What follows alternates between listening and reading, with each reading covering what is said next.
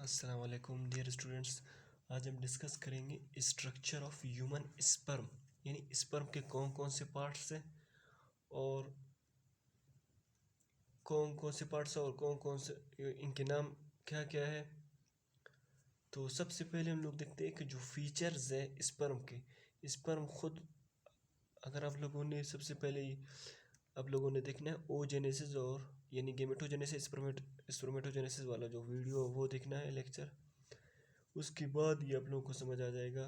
पहले उसका मतलब स्पर्म कौन कौन से स्टेजेस से पास होता है वो हम लोगों ने उस वीडियो में डिस्कस किया है। आज हम डिस्कस करेंगे ह्यूमन जो स्पर्म है वो अप्लाइड होता है। क्या होता है? अप्लाइड।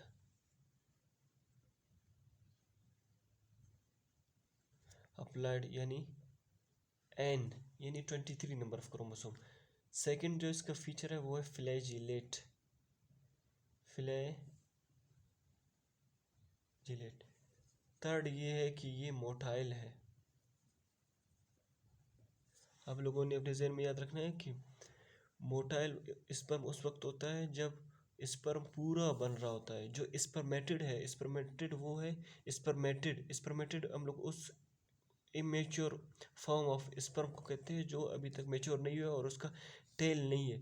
जब जब तक टेल नहीं हो स्पर्म का वो मूव नहीं कर सकता। मोटाइल मतलब मूवमेंट, यानी जो फुल मेच्योर्ड स्पर्म वो मोटाइल होता है और स्पर्मेटिड मोटाइल नहीं होता है आप लोग।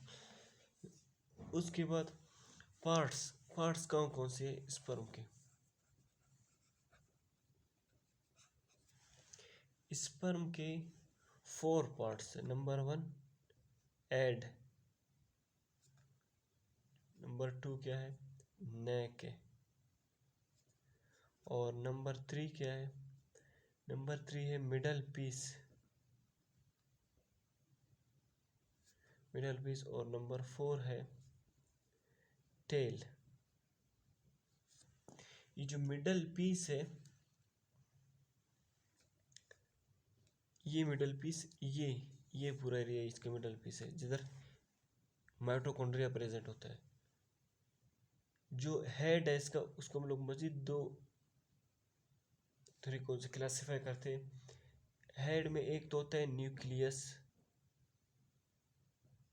और दूसरा होता है एक्रोसोम। उसके बाद हम लोग इसके डिफरेंट पार्ट्स के नाम लिखेंगे। सबसे पहले जो ये पार्ट है इसको हम लोग कहते हैं एड। क्या कहते हैं इसको? एड। उसके बाद जो ये छोटा सा एरिया इसका, इसको हम लोग कहते हैं नेक है। इसका स्पर्म का क्या है? नेक है। उसके बाद ये जो पूरा ये हिस्सा है इसको हम लोग कहते हैं मिडल पीस है।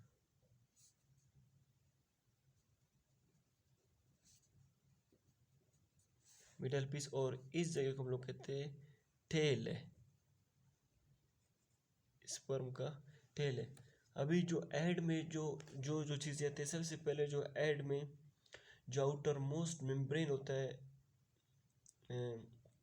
स्पर्म का, उसको तो हम लोग प्लाज्मा मेम्ब्रेन कहते हैं। जो भी है, जो ये जगह होता है ये इसको हम लोग कहते हैं एक्रोसोम। स्पर्म का जो सारा फंक्शन फर्टिलाइजेशन के दौरान छुपा होता है वो सारा फंक्शन ये, यानी ज़्यादातर जो फंक्शन परफॉर्म करता है वो एक्रोसोम फंक्शन परफॉर्म करता है। इसके बाद हम लोग देखते हैं कि एक्रोसोम के क्या क्या फंक्शंस हैं।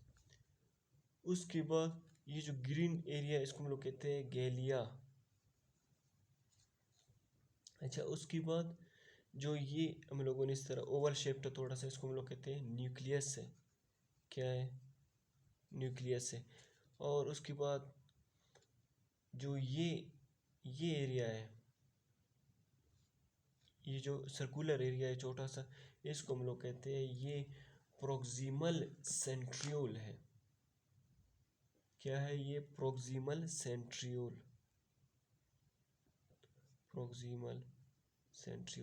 और ये जो प्रोक्सिमल सेंट्रियोल है ये फर्स्ट ज़ैगोटिक डिवीजन के बाद जो यानी फर्स्ट जाइगोटिक डिवीजन जो बनता है, यानी पहला जाइगोट बनता है, उसके बाद जो फर्स्ट जाइगोटिक डिवीजन है उसमें प्रोक्सिमल सेंट्रियोल का बहुत बड़ा रोल होता है। उसकी वजह से सेल क्या होते हैं, डिवाइड होते हैं। Spindle formation, spindle formation during first zygotic division, यानी जब जाइगोट बनता है फर्स्ट जाइगोटिक डिवीजन उस वक्त तो जो फर्स्ट जाइगोटिक यानी फर्टिलाइजेशन के बाद जब फर्स्ट जाइगोटिक डिवीजन होता है उसमें प्रोक्सिमल सेंट्रियोल यानी जो सेंट्रियोल है उसका बहुत बड़ा रोल होता है। ये तो प्रोक्सिमल सेंट्रियोल हो गया। ये जो ये है इसको हम लोग कहते हैं डिस्टल सेंट्रियोल।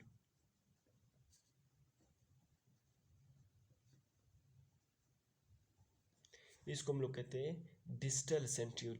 और ये जो रेड कलर में जो हम लोगों ने इर्द गिर्द स्पाइरल शेप में, इसको हम लोग कहते हैं नेबरकर्न। असल में क्या होता है, ये असल में होता है माइटोकॉन्ड्रिया। नेबरकर्न,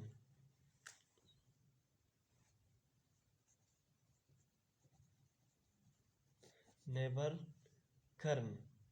और ये क्या होता है, स्प्रिंग शेप या स्पाइरल शेप ऑफ माइटोकॉन्ड्रिया होता है। ये क्या होता है, स्प्रिंग या स्पाइरल शेप में जो माइटोकॉन्ड्रिया होता है, असल में ये माइटोकॉन्ड्रिया होता है। नेबरकर्न हम लोग उसको इसकी शेप की वजह से कहते हैं स्प्रिंग या spiral shape, spiral shape of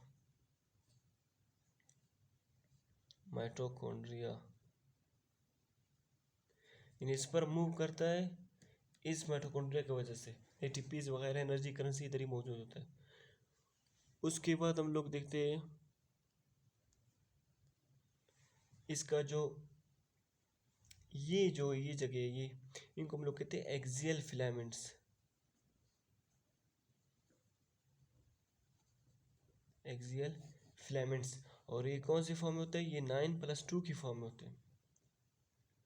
उसके बाद इस जगह पर जो ग्रीन एरिया मैंने शो किया है, इसको ये क्या है, ये साइटोप्लाज्म यानी स्मॉल अमाउंट ऑफ साइटोप्लाज्म इधर भी मौजूद होता है, यानी टेल में स्मॉल अमाउंट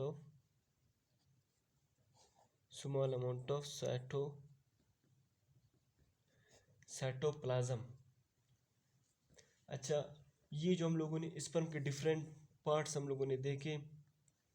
उसके बाद हम लोग जाते हैं एग की तरफ।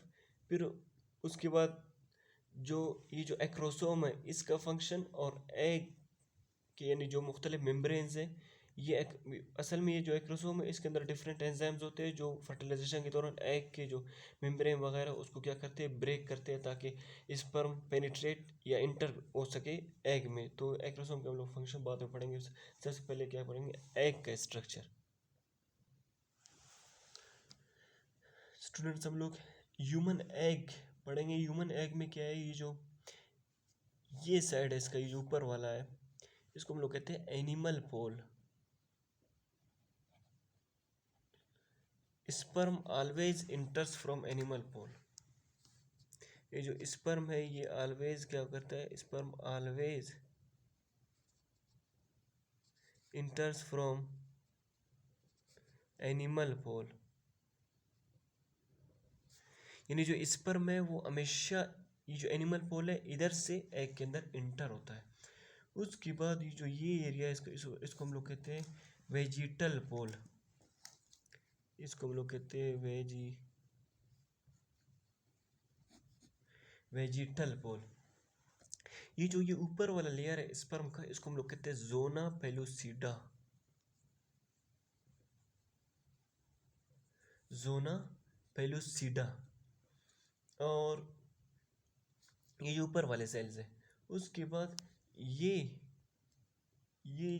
सबसे पहले हम लोग ये पढ़ेंगे कि ये लेयर है इसको हम लोग कहते हैं प्लाज्मा मेम्ब्रेन और विटली मेम्ब्रेन। क्या कहते हैं इसको हम लोग, प्लाज्मा मेम्ब्रेन और विटली मेम्ब्रेन। प्लाज्मा या विटे प्लाज्मा या विटली मेम्ब्रेन। उसके बाद एक इसके अंदर फिर 2 टाइप्स के साइटोप्लाज्म है। प्लाज्मा या विटली मेम्ब्रेन के अंदर 2 टाइप्स के साइटोप्लाज्म है। ये जो बाहर वाला जो डेंस साइटोप्लाज्म है इसको हम लोग कहते हैं ऊप्लाज्म, इसको हम लोग क्या कहते हैं? ऊप्लाज्म।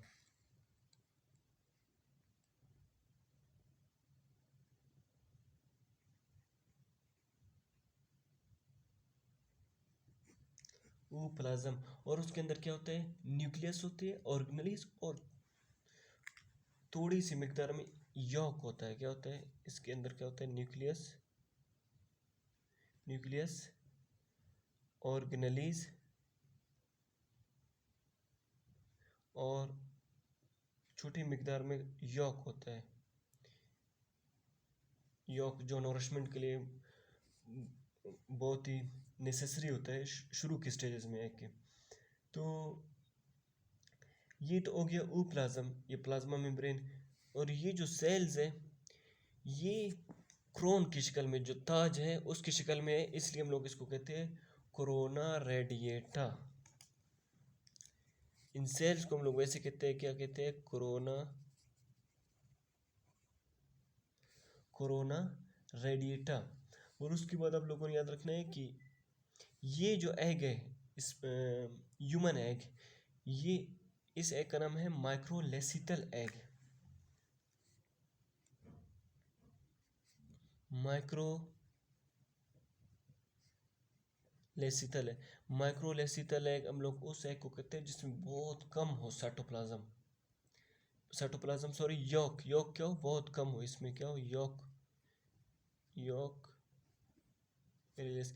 ये आप लोगों ने सिर्फ याद रखना है, आगे पढ़ेंगे हम लोग कि 3 टाइप्स के फिर एग्स है, उसको यॉक की बुनियाद पर हम लोगों ने क्लासीफाई करना है।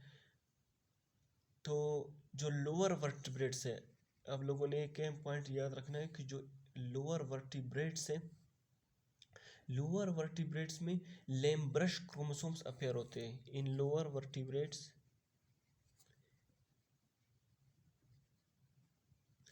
इन lower vertebrates lampbrush chromosome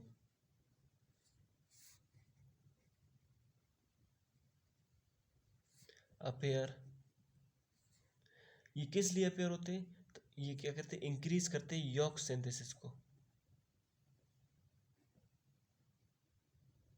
York synthesis को इंक्रीज करते हैं। लेकिन ये ह्यूमन में नहीं है, not in human,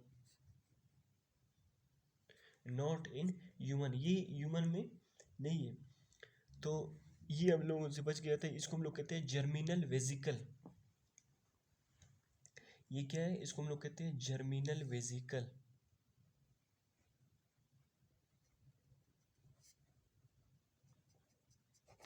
germinal vesicle. उसके बाद हम लोग देखते हैं कि एग के मुख्तलिफ लेयर्स हैं और उनका फंक्शन क्या क्या है, क्या क्या फंक्शन परफॉर्म करते हैं। Egg membranes,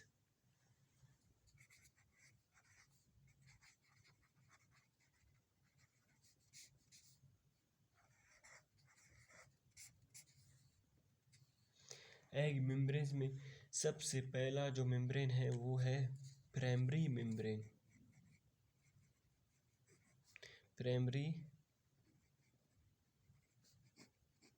primary membrane. Primary membrane को कौन से, प्राइमरी मेम्ब्रेन को जो सेल सिक्रीट करते हैं, सिक्रीट ये किस चीज़ से सिक्रीट होता है? सेल से सिक्रीट होता है, इसलिए हम लोग इसको कहते हैं विटिली मेम्ब्रेन। इसका जो सेकंड नेम है, ये किधर से सिक्रीट होता है? Secreted by follicular sales.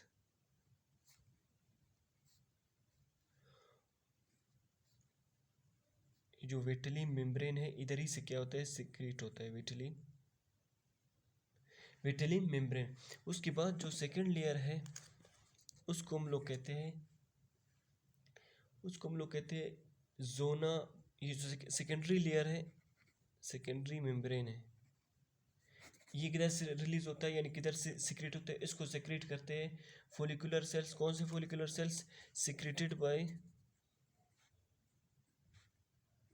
Secreted by zona pellucida and corona radiata.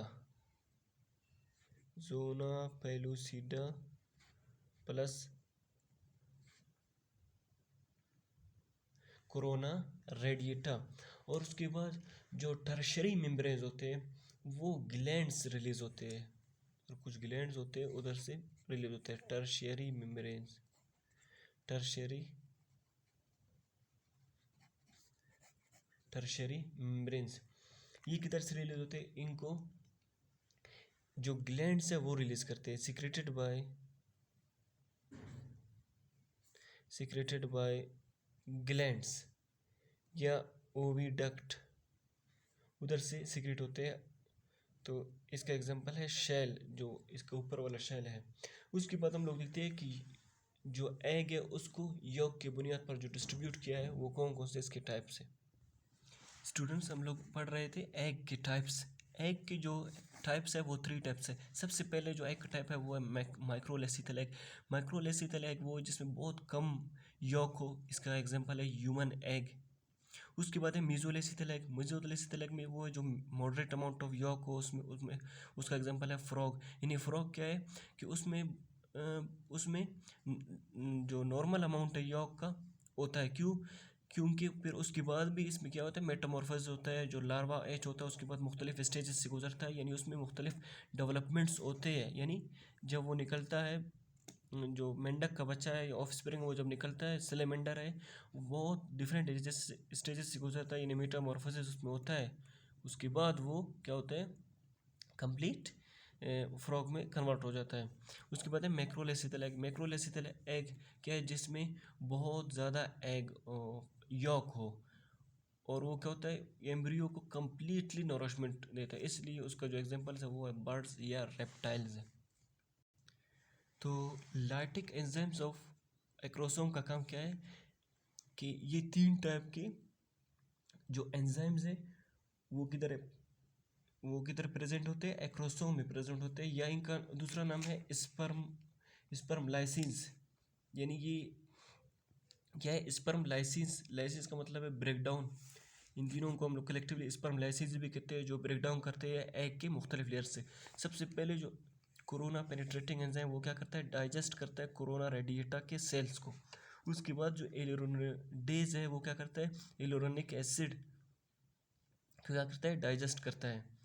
उसके बाद क्या है कि ये जो थर्ड लेयर है एक्रोसिन है, जो एक्रोसिन का काम क्या है, ये जो जोना पेलोसिडा जो एग का मेम्ब्रेन है उसको डाइजेस्ट और डिसॉल्व करता है। तो इस तरह फिर ये तीनों फंक्शन परफॉर्म करने के बाद स्पर्म क्या होता है, एग के अंदर इंटर होता है फर्टिलाइजेशन करने के लिए। तो ये सारे स्ट्रक्चर ऑफ ह्यूमन और स्ट्रक्चर ऑफ एग के बारे में हम लोगों ने पढ़ा। इंशाल्लाह अगले वीडियो में हम लोग फर्टिलाइजेशन के बारे में डिस्कस करेंगे।